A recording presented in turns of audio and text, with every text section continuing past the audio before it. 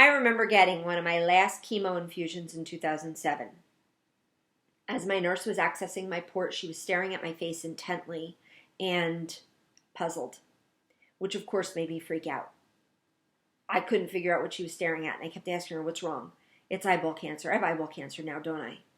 And she's staring at me, and she looked and she said, you did not have nerve to put mascara on your last 3 remaining eyelashes. And with my signature shit-eating grin, I said, you bet I did.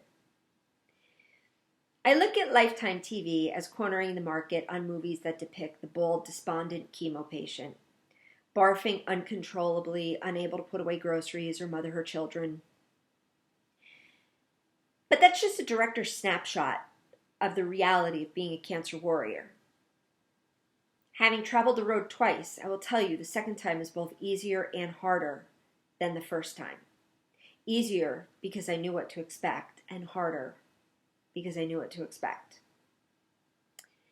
I was deep in denial when I was first diagnosed, and one thing I was desperately looking for was a book that would reassure me that being a cancer patient would not completely consume my identity.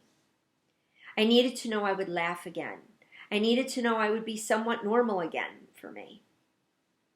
When I looked for reassurance amongst those rows and shelves at Barnes & Noble, it was nowhere to be found.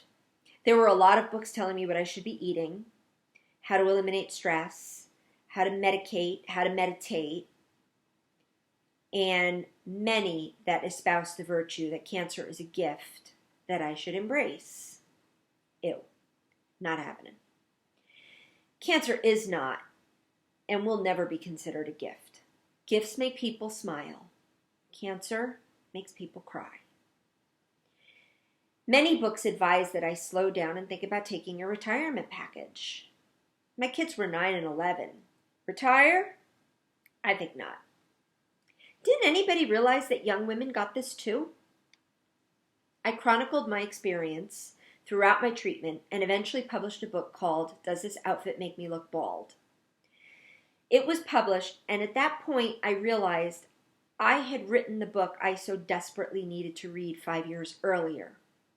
So when I was diagnosed in 2012, a second time, that little book that I needed had reached women around the world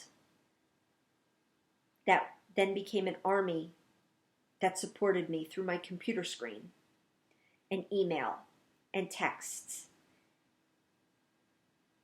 And that was pretty amazing. Cancer may strip you down and leave you emotionally naked, vulnerable, but cancer is a diagnosis. It's not a definition. It does not and will not define us. It's just a part of who we are, like having curly hair or freckles.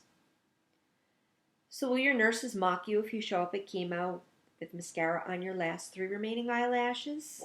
Perhaps. But laughter may just be the very best medicine.